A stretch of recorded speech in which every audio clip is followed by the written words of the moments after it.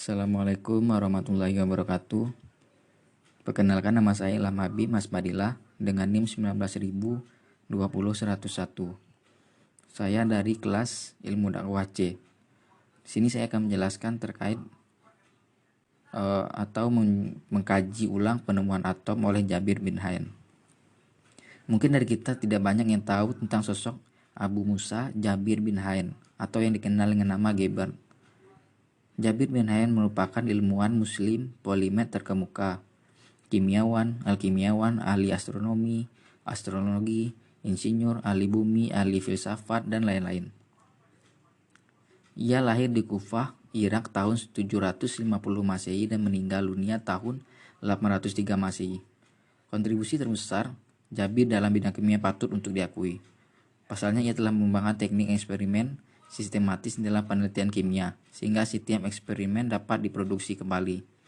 Jabir juga menekankan bahwa kuantitas zat berhubungan dengan reaksi kimia yang terjadi, sehingga bisa dianggap jika Jabir telah merintis ditemukannya hukum perbandingan tetap. Al-Quran merupakan kitab suci umat Islam yang diturunkan oleh Allah untuk melalui malaikat Jibril untuk disampaikan kepada Nabi Muhammad SAW, untuk dijadikan pedoman hidup untuk umat manusia agar selamat dunia dan akhirat. Kitab suci agama Islam ini berisi tentang hukum Islam, peringatan, sejarah, kabar, berita, dan lain-lain. Selain itu, dalam Al-Quran terdapat pula isyarat keilmuan. Isyarat itu lantas diuji dengan pembuktian keilmuan. Bila dipelajari oleh manusia dengan benar, maka akan melahirkan produk-produk yang bisa digunakan lebih baik. Quran itu solusi atau hudan. Karena itu setiap masalah walaupun penemuannya tidak harus ada, tapi isyaratnya ada. Quran bukan kitab ilmiah, tapi isyarat ilmiah ada di dalam Al-Quran. Kala itu, sebagai seorang muslim, Jabir membaca Al-Quran surah Al-Hadid sampai ayat 25. Tiba-tiba muncul hasratnya untuk mempelajari sesuatu. Dalam satu ayat ada kalimat wa anzalnal hadid, yang artinya kami turunkan besi. Diketahui para ulama tafsir dulu belum bisa memahami bagaimana besi bisa turun dari langit. Mereka tahunya kandungan besi hanya ada di bumi. Mereka lantas mengartikan kalimat itu disebarkan, tapi sekarang dibuktikan bahwa unsur-unsur besi lebih banyak turun dari langit bukan di bumi sekitaran. Yang paling menarik saat membaca ayat itu yang berbicara tentang kekuatan besi, Jabir ibnu Hayyan masuk ke laboratorium sederhana yang ada di rumahnya. Diujilah besi tersebut, dilihat sampai tatanan yang paling rendahnya, sampai ke molekulnya hingga ke atomnya.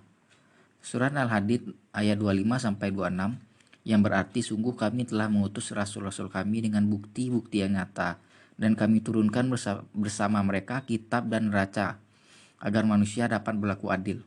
Dan kami turunkan besi yang mempunyai kekuatan hebat dan banyak manfaat bagi manusia.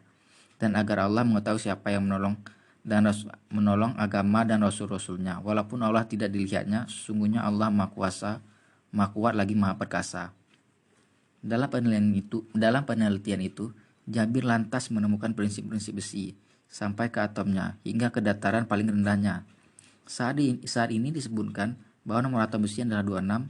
Atom besi yang disimbolkan dengan Fe. Yang paling stabil dalam atom besi itu ada 4, yakni Fe 55, 56, 57, dan 58. Dan yang paling stabil adalah Fe 57. Penemuan besi tersebut merupakan hasil kajian Jabir ibnu Hayyan dari Al-Quran surah ke-57. Nama surahnya adalah surat Al-Hadid, yang berarti besi, dan menjadi sebuah manuskrip tentang unsur besi. Dengan penemuan itulah sampai kemudian Jabir ibnu Hayyan ditetapkan sebagai bapak kimia. Penemuan Jabir ibnu Hayyan itu lantas menyebar saat orang Islam dikalahkan di Spanyol sampai muncul perjanjian Perdesilas 1492. Kemudian dunia dibagi dua oleh Paus pada saat itu adalah Barat dan Timur. Hingga akhirnya manuskrip tersebut dipelajari dan diteliti oleh salah satu seseorang bernama John Dalton. John Dalton pun dikenal sebagai seseorang Inggris ahli kimia, ahli meteorologi, dan fisikawan. Dia terkenal karena karya rintisannya dalam pengembangan teori atom modern dan penelitian dalam buta warna. Begitulah Jabir bin Hayyan membaca, menghafal, dan mengkaji ilmu yang terdapat dalam Al-Quran.